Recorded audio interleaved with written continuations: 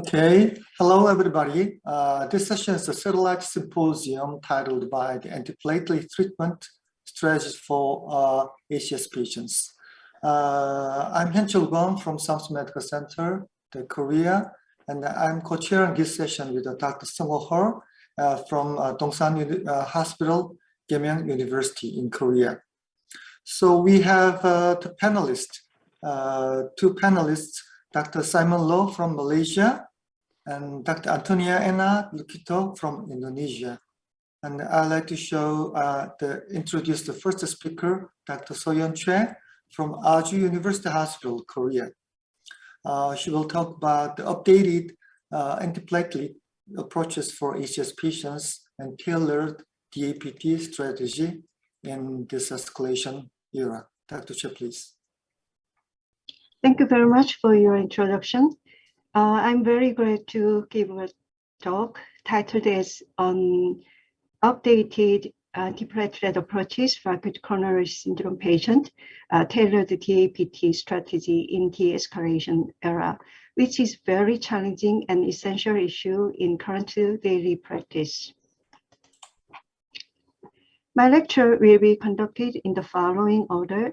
First, we remind the pathoanatomical mechanism, prognosis, and antithrombotic management of acute coronary syndrome. The second will provide current guidelines on antiplatelet therapy, then talk about why de-escalation of antiplatelet is needed and how to do it in practice. Next, I will introduce clinical study regarding clopidogrel-based de-escalation trials. And finally, I'd like to give you take-home messages.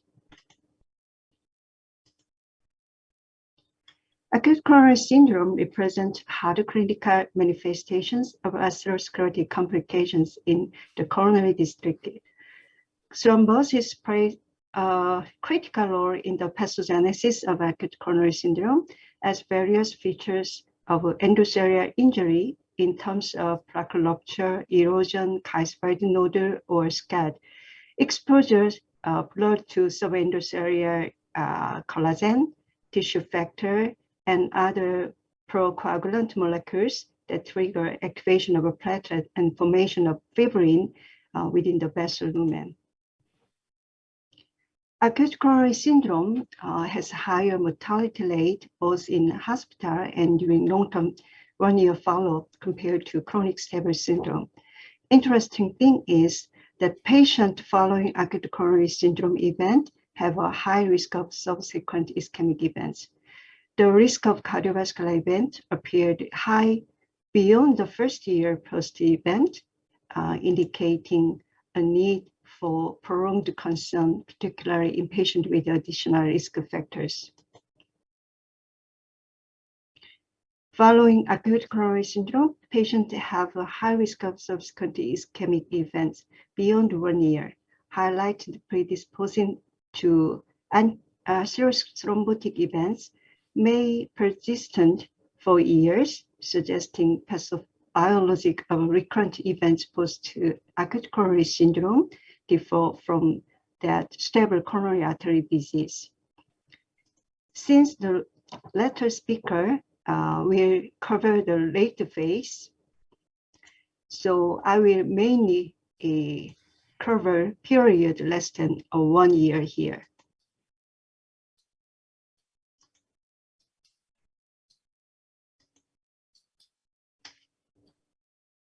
Activation of blood platelet and coagulation cascade play a key role in initial phase and evolution of acute coronary syndrome. Local thrombogenesis create an environment of systemic thrombogenesis. In addition, coronary intervention, including stent insertion, increases the risk of local thrombosis.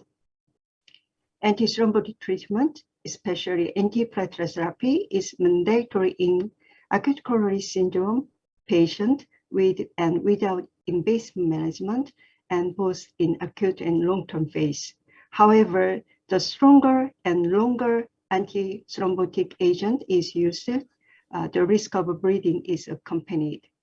Its choice, the combination, the time point of initiation, and the treatment duration depend on various intrinsic and extrinsic factors.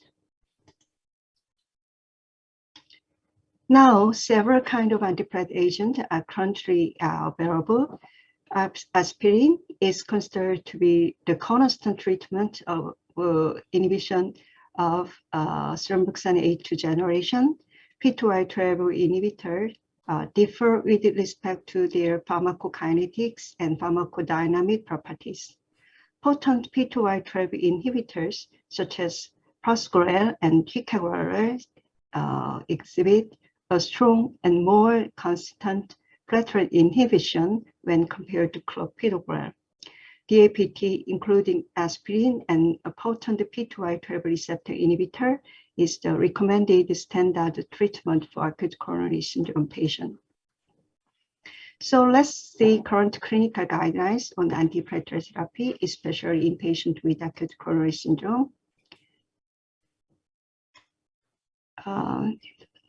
2017 ESC guideline focused update on DAPT in coronary artery disease recommended a combination of aspirin and P2Y12 receptor inhibitor for 1 year DAPT in patient with acute coronary syndrome, regardless patient underwent PCI. The guidelines have given preference to ticagrelor and prasugrel over clopidogrel. If indication for PCI is established in ST-elevated MI patient, prasugrel on the top of aspirin is recommended. Based on several studies compared to potent P2Y12 inhibitor to clopidogrel, such as Triton-TIMI 38, Plato, Prasus 18. This guideline recommended to consider patient situation for clinical presentation, treatment strategy, and breathing risk when they need DAPT. Acute coronary syndrome patient underwent PCI without high breathing risk are recommended to use DAPT for 12 months. If the patient with high breathing risk are recommended to use shorter DAPT, such as for 6 months. And if a patient with no breathing risk and high ischemic event, longer DAPT is recommended even after 12 months.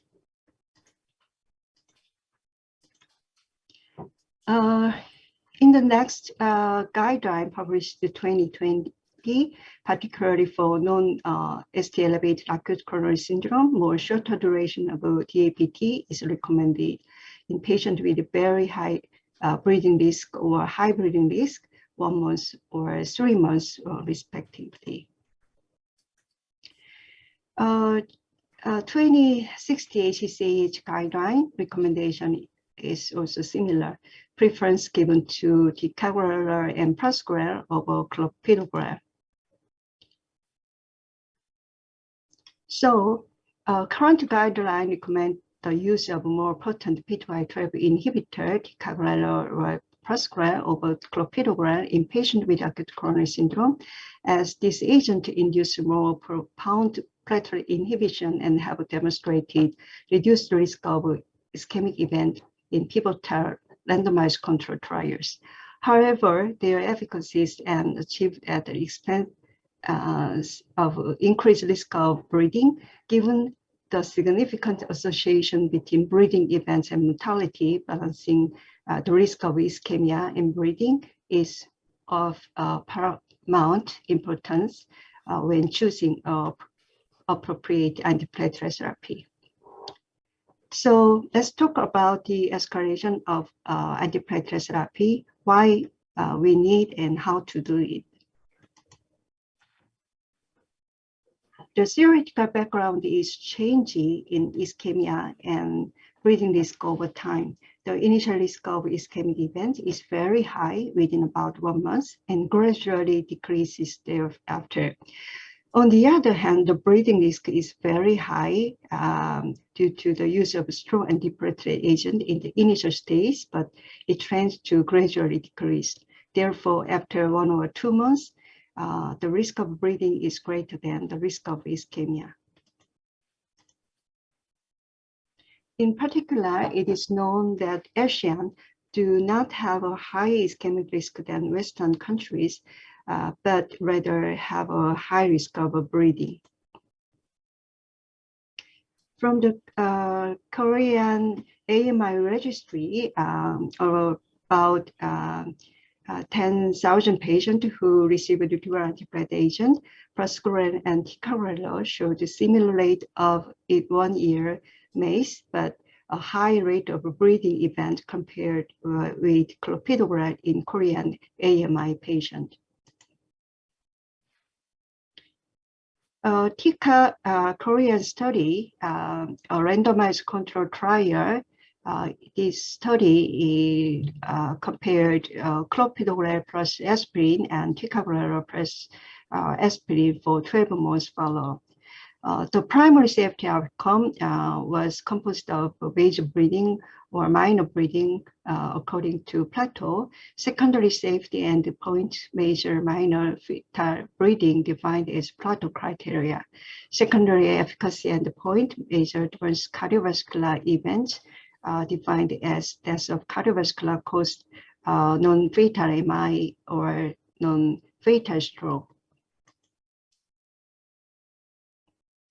At 12 months, the instance of clinically significant bleeding was significantly higher in the ticagrelor group than in clopidogrel group. The hazard ratio was 2.26, p-value was 0.02. However, the instance of death of cardiovascular causes, myocardial infarction, or stroke was not significantly different between the ticagrelor group and the clopidogrel group. So when you look at the safety endpoint according to different bleeding criteria, the instance of major bleeding and fetal bleeding also higher in ticagrelor group. In Korea, acute coronary syndrome patient intended to receive only invasive management, standard dose ticagrelor as compared to clopidogrel was associated with a higher instance of clinically significant bleeding. So should we concern about this issue only on Asian people?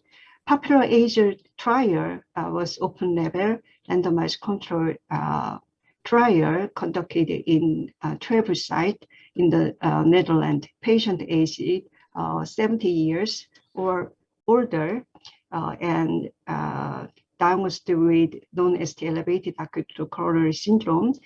The patient was randomly assigned into the 1:1 ratio to receive clopidogrel or prasugrel once daily duration of 12 months. Primary bleeding outcome consisted of plateau, major and minor bleeding. Co-primary net clinical outcome consists of all-cause death, myocardial infarction, stroke, plateau, major and minor bleeding. Follow-up duration was 12 months. In this study, primary bleeding outcome was significantly lower, 80% in the clopidogrel group, than 24% in the ticagrelor group, hazard ratio 0.71.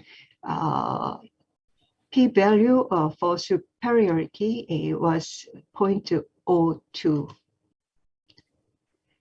Co-primary net clinical outcome was non-inferior for the use of clopidogrel versus ticagrelor, 28% versus 82%. P-value for non-inferiority was 0.03. Interestingly, in this study, the early discontinuation of prasugrel was just to 50% during 1 year follow-up, mainly due to side effects and precede high bleeding risk. So In patient aged 70 years or older, presenting non-ST elevated acute coronary syndrome, clopidogrel is a favorable alternative to ticagrelor because it leads a few bleeding events without increase in combined ischemic events. This slide provides latest trend in DAPT. To reduce bleeding risk, we can choose the shorter duration of DAPT, whether use of aspirin or P2Y12 inhibitor during single agent antiplatelet treatment. The escalation is process of switching from potent P2Y12 inhibitor, such as prasugrel or ticagrelor, to weak clopidogrel. We also choose both, for example, combined therapy, DAPT for 3 months, and reduce dose of prasugrel for the rest of time. All kinds of antiplatelet therapy should be tailored to the patient, balanced assessment to thrombotic bleeding risk, and guided therapy such as platelet function and genetic test was not established yet, but have potential to identify the patient who had benefit from shorter or less potent DAPT, as well as those who will benefit from longer or more potent DAPT. To reduce ischemic event, we should select high or very high ischemic event patient for prolonged DAPT or other options, including oral anticoagulant, so on. De-escalation therapy can be defined as switching potent P2Y12 inhibitor to less potent P2Y12 inhibitors such as clopidogrel. Tailored assessment thrombotic bleeding risk have the potential to identify the patient who will benefit from shorter and less potent DAPT. We focused the escalation therapy for patient. The patient deems unsuitable for 12 potent platelet inhibition. We can choose de-escalation in terms of a switch from prasugrel or ticagrelor to clopidogrel as an alternative DAPT strategy. De-escalation may be done unguided or guided, such as platelet function test or genetic study. De-escalation includes any reduction of intensity in antiplatelet treatment,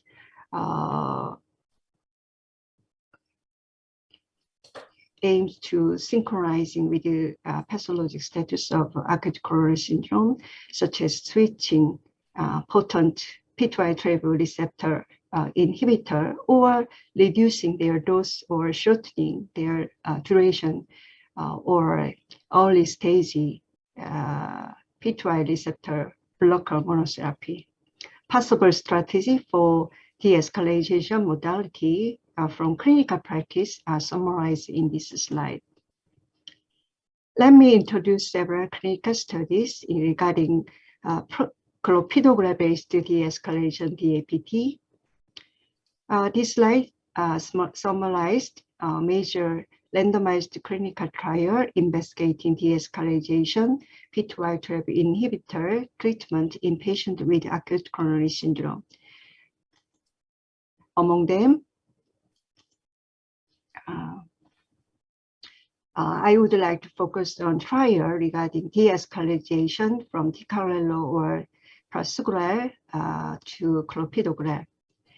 In tropical AS study, this study enrolled patients with randomly assigned to either standard treatment with aspirin plus prasugrel for 12 months as control group or a step-down regimen, clopidogrel or prasugrel based on platelet function test as a guided de-escalation group. The primary endpoint was net clinical benefit, including both ischemia and bleeding risk. The primary endpoint occurred in 7% in guided de-escalation group and in 90% in controlled group, proven to be non-inferiority.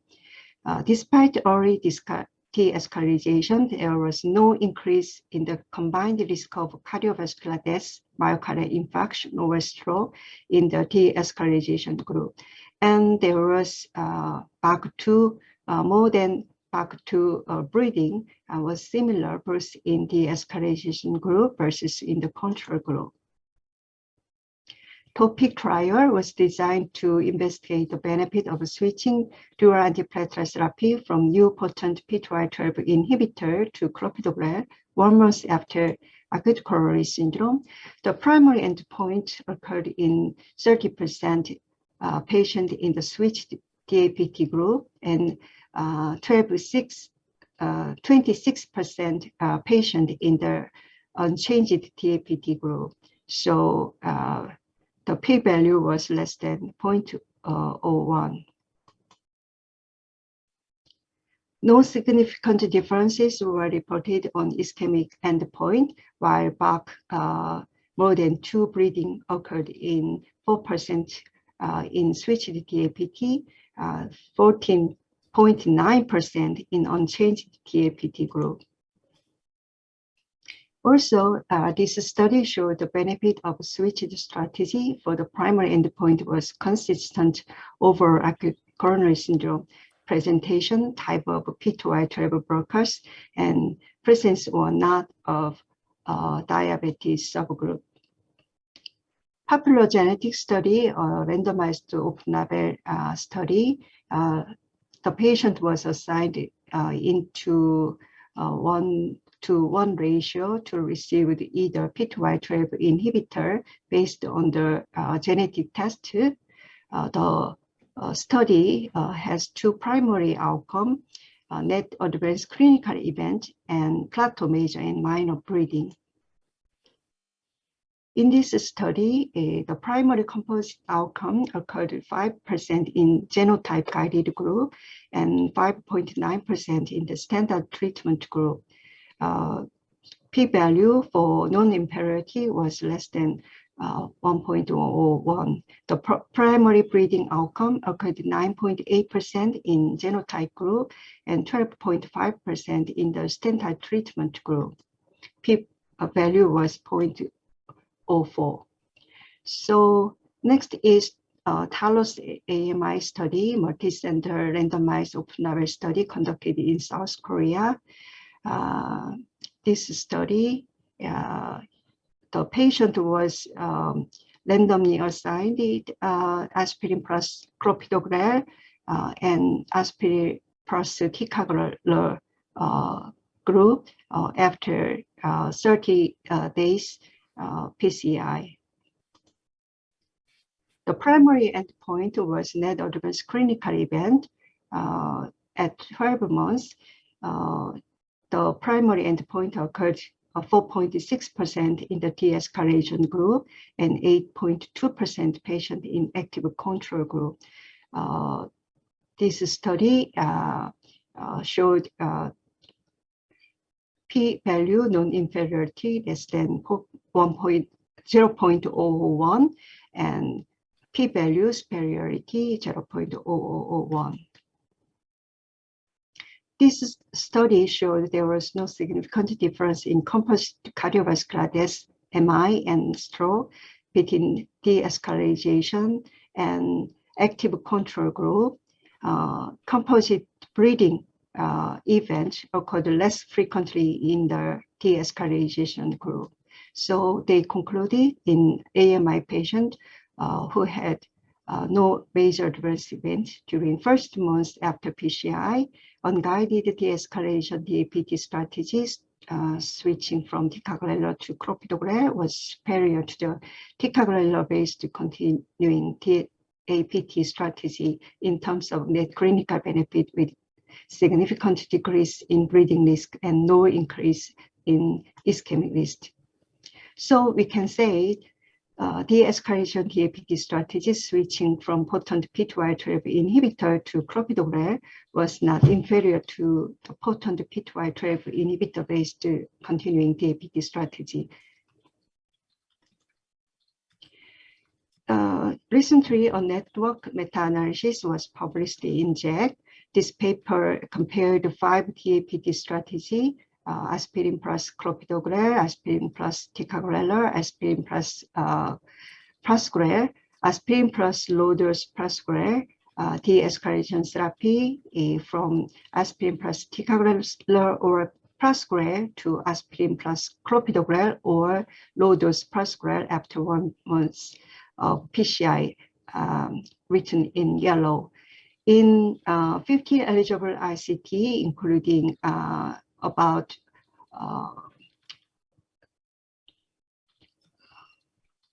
5,000 patients with acute coronary syndrome, 2 de-escalation therapy randomized control trial was enrolled. There is no significant difference pretended the 5 DAPT strategy with respect to the primary efficacy outcome. DAPT de-escalation was associated with a reduced risk of primary bleeding outcome compared with other treatment. So of the 5 DAPT strategy, DAPT de-escalation was linked as the most effective for reducing the primary efficacy outcome and reducing bleeding event. So I would like to summarize and conclusion. Current clinical guideline recommended the use DAPT combining aspirin plus a potent P2Y12 inhibitor for 1 year in patients with acute coronary syndrome. However, the greatest ischemic benefit, this potent P2Y12 inhibitor of clopidogrel was observed in the early phase after acute coronary syndrome onset, when the ischemic risk was highest, whereas most excess bleeding events arose during the chronic phase. De-escalation to clopidogrel is common for several reasons.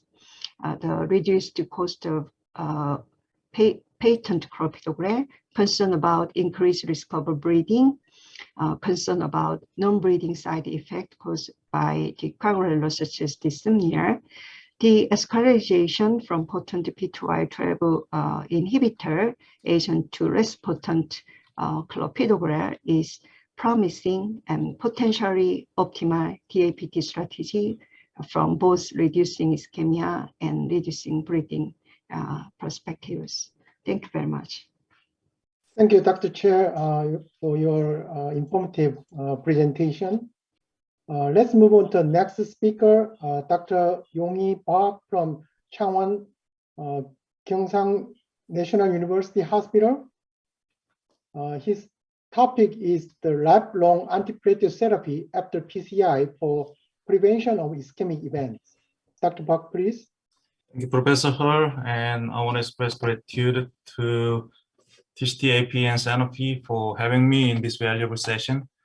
My today's talk is about lifelong antiplatelet therapy after PCI. Actually, the most important issues on antiplatelet therapy strategy in maintenance phase would be a lack of clear evidence. My presentation will go like this. For several years, we've focused on the de-escalation strategy after PCI, thanks to many valuable Korean studies, short-term depth, 1 month or 3 months depth for high bleeding risk patients is widely accepted from the current guidelines, European or American, or even Japanese. It seemed to some extent, short-term depth is established currently, so I think it's time to move the topic onto the lifelong antiplatelet therapy after PCI. However, the most recent guidelines only recommend aspirin as a lifelong antiplatelet therapy. However, there's been some shift or changes on aspirin dogma in AHA scientific statement 2020, the statement recommends clopidogrel for high-risk patients such as type 2 diabetes and coronary artery disease. The statement stated that clopidogrel monotherapy would decrease cardiovascular risk without meaningful increase of bleeding events. However, 2021 ESC guideline only recommended aspirin as a lifelong therapy for secondary prevention of cardiovascular disease. Clopidogrel is just recommended as an alternative to aspirin, just in case of aspirin intolerance. However, clopidogrel is preferred for single anti-platelet therapy for a patient with undergoing PCI over aspirin. So I want to summarize the current guidelines like this. Aspirin is recommended as the standard strategy. However, we don't have enough data for supporting the aspirin as a only guideline recommended strategy. In high-risk patients with established ACE-CVD, clopidogrel is somewhat recommended, but we don't have we need more supportive evidence for them. From recent guideline about a PCI patient, clopidogrel is preferred over aspirin already. Next, check up the aspirin-related GI bleeding. As well, aspirin is closely related to the GI bleeding, especially in patients taking NSAIDs. Aspirin at any dose increased the risk of GI bleeding by 3 times. Also, we well known about the depth-related bleeding, especially GI bleeding for East Asian patients. Depth increased the GI bleeding significantly, but the depth-related GI bleeding is mostly attributable to aspirin, not clopidogrel. Overall, aspirin increased the risk of upper GI bleeding by 4 times. However, clopidogrel just increased the risk of upper GI bleeding 2.3 times. It's quite lower in clopidogrel users. Next, check out the clinical trials comparing the aspirin and clopidogrel. Capri, the legendary trial, performed the head-to-head comparison between aspirin and clopidogrel. They included more than 19,000 patients with atherosclerotic disease and one-to-one randomization. Thrombotic risk occurred 5.32% in the clopidogrel group and 5.83% in aspirin group. Clopidogrel reduced the risk of thrombotic event by 8.7%. Clopidogrel was very effective in reducing the thrombotic event comparing with the aspirin. Moreover, clopidogrel is very effective in high-risk patients with a history of previous CVD. They showed about 30% relative risk of thrombotic events, and the patient with diabetes also show about 12% relative risk reduction compared with the aspirin. Therefore, high-risk group in the Capri studies derived enhanced benefit with the clopidogrel than with aspirin. Moreover, clopidogrel showed less hemorrhage fatal or non-fatal and less hemorrhage deaths compared with aspirin overall. As well on, aspirin increased the risk of hospitalization for GI bleeding events or GI hemorrhage. Clopidogrel also showed less GI ulcer or severe GI bleeding compared with the aspirin. So in terms of GI bleeding, clopidogrel is absolutely better than aspirin. However, Capri also have several limitations. Capri performed a study in the pre-DES era, and the investigator used higher dose aspirin than we use currently, and most population were Caucasian, so it is hardly extrapolated into Asian population. So let's check out the current 2 studies about lifelong single antiplatelet therapy of PCI. First, data from Samsung Medical Center Registry. Professor Kwon is a principal investigator in this study. This study was to investigate the efficacy and safety of clopidogrel versus aspirin monotherapy after 12 months TAP. This study was observational study and assessment conducted at 36 months after initiation. 2,400 patients received aspirin monotherapy and 771 patients received clopidogrel monotherapy. And the clopidogrel group was elder, and this group patients showed a higher risk profile. So after the IPTW matching, the investigators analyzed the data. In this study, thrombotic risk events occurred 2.6% in the clopidogrel group and 3.8% in the aspirin group. At 36 months of anti-platelet monotherapy, the risk of composite thrombotic risk was lower in the clopidogrel than in the aspirin group. Importantly, there was no significant difference of TIMI major bleeding between clopidogrel and aspirin group. Actually, just 0.9% of TIMI major bleeding occurred in the clopidogrel group. In a subgroup analysis, there was no significant interaction between primary outcome and major important subgroups. Samsung Medical Center data show the superiority of clopidogrel over aspirin in terms of thrombotic and bleeding events. However, this data also have some limitations. The study was a retrospective analysis of observational data and not randomized study, and clinical event adjudication may be less appropriate, and the statistical power of this study might be low because of the low event rate. Next, the host-exam study tested the aspirin and clopidogrel for chronic maintenance monotherapy after PCI. The study was to compare the clopidogrel and aspirin to receive the TAP for 1 year plus minus 6 months after DES implantation. Investigators randomized patient one-to-one manner into clopidogrel and aspirin. The population was relatively stable because patients with any ischemic and major bleeding complication were excluded from the randomization. Primary outcome was a composite of all-cause deaths, lump-beta MI, stroke readmission due to ACS, and major bleeding, which was defined as BAC type 3 or 5 bleeding during the 24 months follow-up period.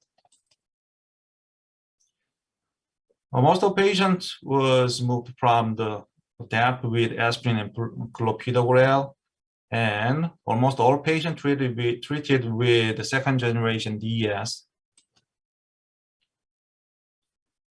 The primary outcome occurred 5.7% in clopidogrel group and 7.7% in aspirin group.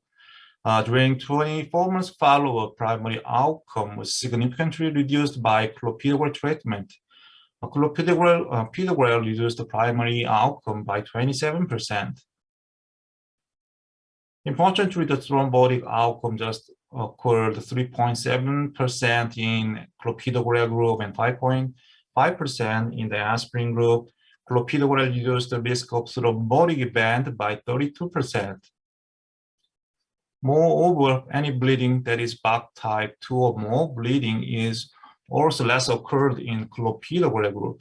Clopidogrel showed a 30% low risk of any bleeding. Let's check out the detailed clinical outcomes.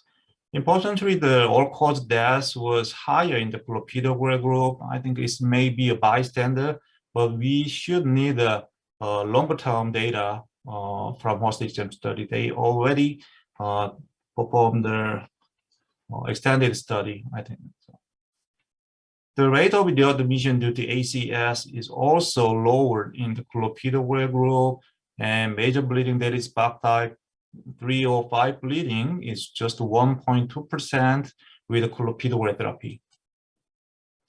In summary, host-exam is the first large-scale randomized control trial to compare clopidogrel and aspirin head-to-head.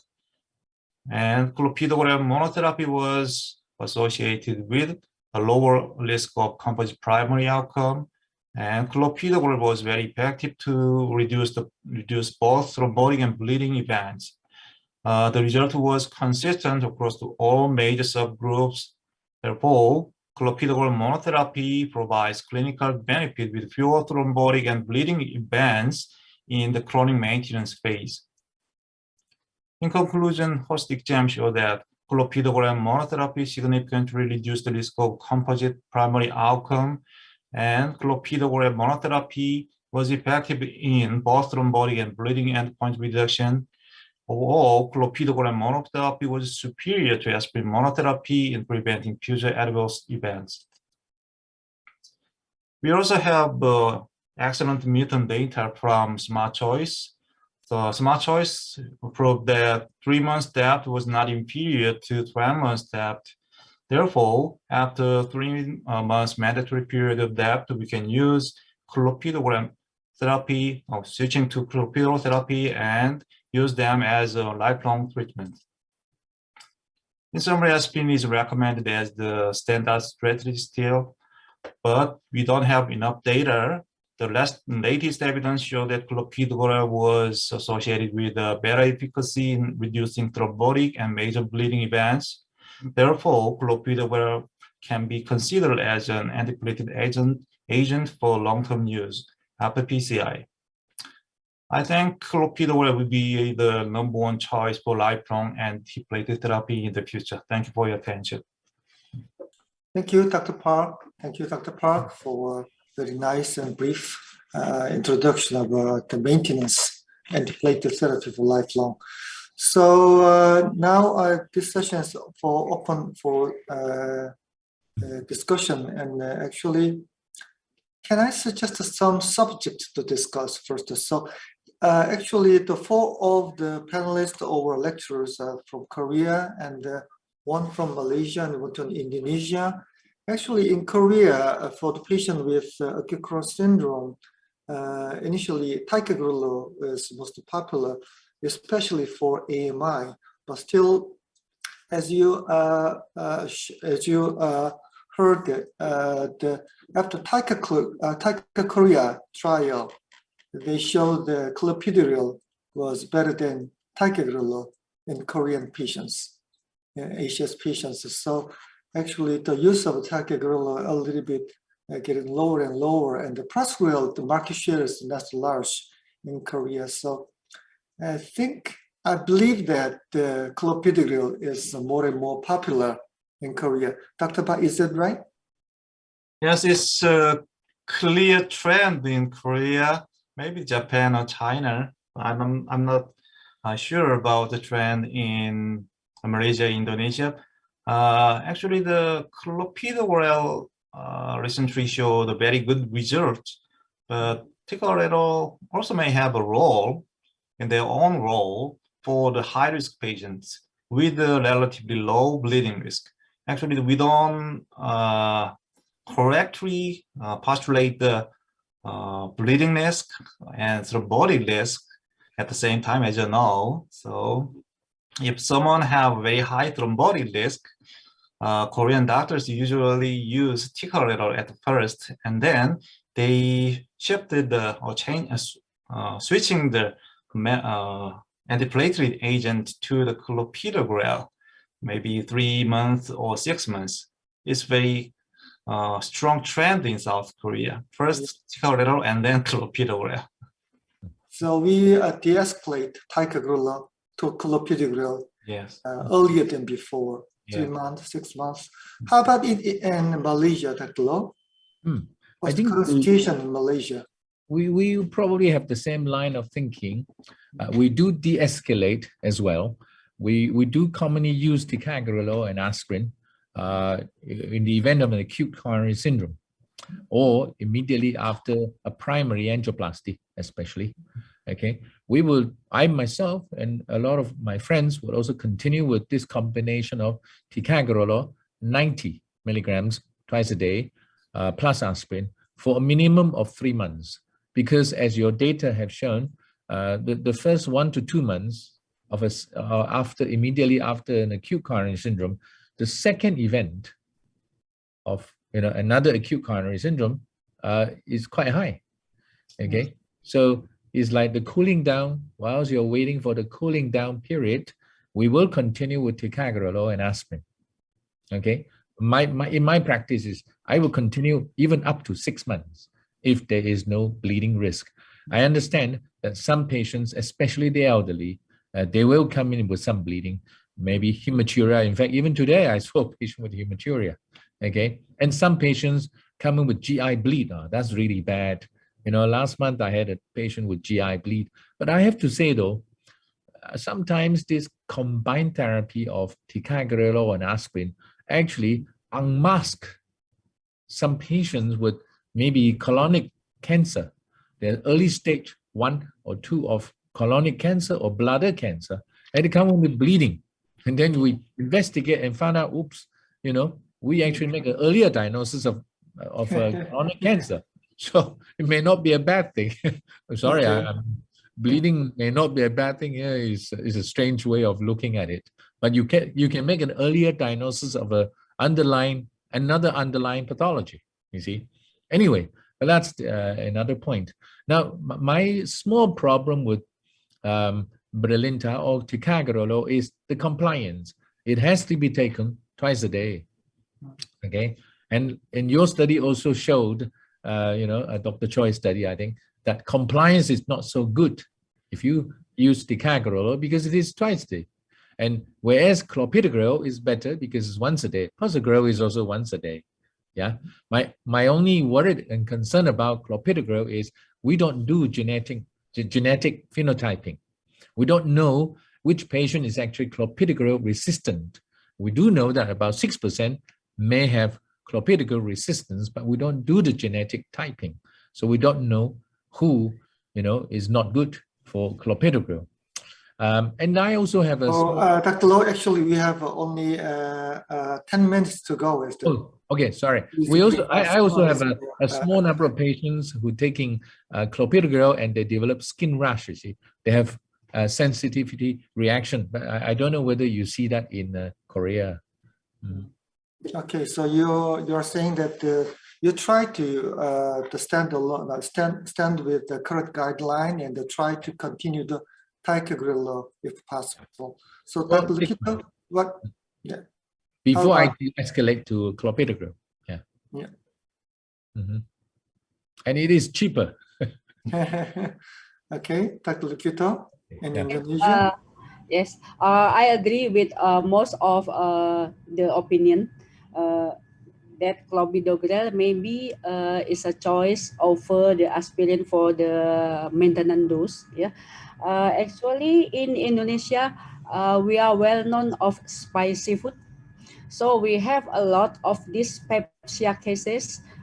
They said the cases at 40 years old is about 40 to 50% in that population with high bleeding because of this pepsia, because of the spicy food.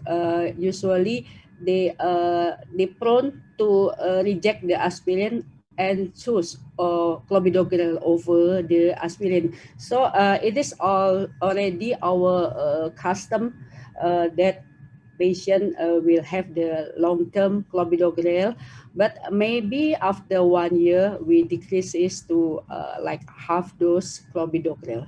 Oh, half dose clopidogrel. Half dose after 12 months.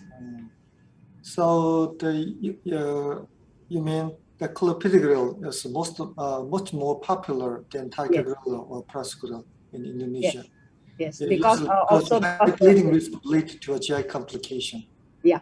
Right. Okay. So can I discuss about the Asian paradox, because we are all Asian, right? So if Asian paradox is real, the higher bleeding risk, lower ischemic risk, are we supposed to follow the Western guideline? The guideline is practical in Asian patients. I completely agree with you, Dr. Guan. I think there is some degree of Asian paradox here. I don't know whether this is genetically predetermined things, but I do think that, like Dr. Lukito said, I think our lifestyle may have something to do with it, you know. I mean, the food in Asia does tend to be spicier, you know, more acidic to an extent. And the aspirin combination, to me, my view is we need to do some studies without aspirin from the onset. No aspirin from the onset. Just give them single agent. I mean, I actually have patients who bled 3-4 days after a primary angioplasty. And then I have to withhold the antiplatelet for about 5 days a week to stop the bleeding, do a scope. And then if there's an ulcer, we will wait for another couple of days. And then I would just restart them on a single agent of ticagrelor or clopidogrel. I don't use the aspirin. Okay. You So-called aspirin dropping strategy. Correct. Maybe the Asian country should do a study without aspirin. So also the Asian population, Asian patients have a higher instance of Helicobacter pylori, the higher instance of gastritis, gastric ulcer. Yeah. So for the long-term maintenance therapy, the actually host exam trial have shown that the clopidogrel is better than aspirin after 1 year in terms of ischemia and bleeding too. So can I ask Dr. Hurt your current practice about the long-term maintenance antiplatelets and what will be the future standard? Yeah, actually, because the host exam actually have the great impact of the chronic pace of the PCI patients. So now after the publication of the host exam, so I prepare to discontinue the aspirin and then single antiplatelet therapy as clopidogrel. So that's my actually current practice in daily practice. I believe that the clopidogrel rather than aspirin is popular in Korea long before the host exam trial. Is that right? Yeah. Dr. Chen, what's your favorite before host exam trial?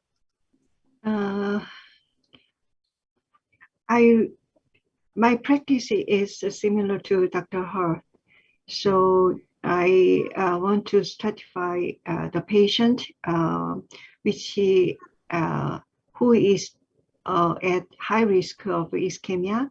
So I prefer clopidogrel rather than aspirin for patients at high risk ischemia. And I experienced a lot of GI bleeding patients during long-term antiplatelet therapy, such as aspirin treatment. I thought there is a Asian paradox is still really exist in our practice. So clopidogrel monotherapy for lifelong treatment is a good option for reduced bleeding events. I think it's very popular in Korea. How about in Indonesia and Malaysia? Aspirin versus clopidogrel 1 year after the PCI. I am using almost 50-50. 50-50. My usage of aspirin is actually going down, and I'm now beginning to have the opinion that we should stop making aspirin.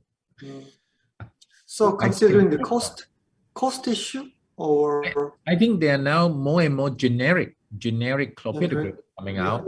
They have it made in Greece, made in Indonesia, made in everywhere. Why do you use aspirin instead of clopidogrel after the host exam trial?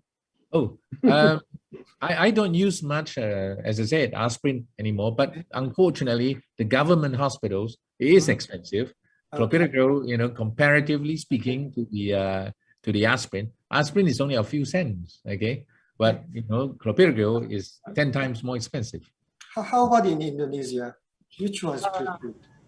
Indonesia, we do a lot of de-escalation.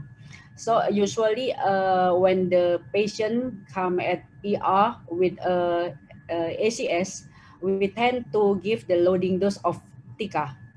And after I'm asking about the clopidogrel versus aspirin 1 year after PCI. Yes. So we judging the patient high bleeding risk and high ischemic risk.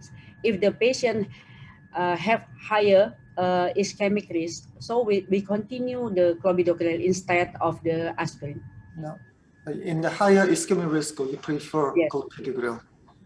High bleeding risk, which one is preferred? High bleeding risk, we prefer maybe if the patient don't have a stomach problem, we prefer aspirin or half dose clopidogrel. Okay, okay. So we have 2 minutes, and I think we need to discuss about the de-escalation. So de-escalation, actually, we all agree that the individualization is important during the de-escalation. But we have actually all the de-escalation trials show that the de-escalation is associated with a low risk of bleeding, definitely, and the similar or somewhat better and lower instance of ischemic risk. So the escalation is to go for most of the patients, but the individualization is very important. So individualize based on what? Score system or the verify now or genetic studies? So actually, as you know, that the bleeding risk comes with ischemic risk in many cases. Many cases is overlap. Old age, CKD, diabetes, associated with high risk of bleeding or ischemia. So what to do? Dr. Yong-hee Park, you're the specialist in antiplatelets in Korea. So what? Actually, so we have many scoring systems and many studies about de-escalation guidance, but it's off the record. But I mostly live by experience. Right. Physician's experience is You mostly say off the record, but this is recorded. Yeah, oh, really? Okay, on the record, so. Actually, we cannot exactly precisely predict the bleeding and ischemic risk at the same time. And you know, the bleeding risk is always accompanied by the thrombotic risk. So if we choose one, bleeding or ischemic, current guideline always insists that bleeding is more important than thrombotic risk because current device technology is very advanced. So thrombotic risk is we can handle the thrombotic risk, but bleeding risk we cannot handle it. So bleeding risk is more important. Actually, the ARC bleeding risk scoring system is very good system, but it may have somewhat miscalculation, but it is very good guidance for us. Bleeding is more important in this country than a thrombotic risk. Okay. So time is almost up, and I'd like to summarize that the de-escalation is based on a lot of trials and evidences, but the individualization is important, but there is no best way to do that. It's a genetic study or verify now even cannot give you the firm evidence to go. So anyway, individualization is still very important. So, and also the Triton, the Plato, but the recent trials of TCTAP Korea and some trials in Netherlands show that the clopidogrel is somewhat better than the ticagrelor in terms of bleeding, especially bleeding. So the clopidogrel is coming back, and so actually my preference is to use the clopidogrel and the similar monotherapy as early as possible, considering the risk of bleeding and ischemia. So. Okay, this field is very rapidly changing, and we'll see next year what we are talk about, what we believe. So let's close the session. Thank you very much for participation. Thank you. Thank you. Thank Very you. much. You guys. Bye-bye now.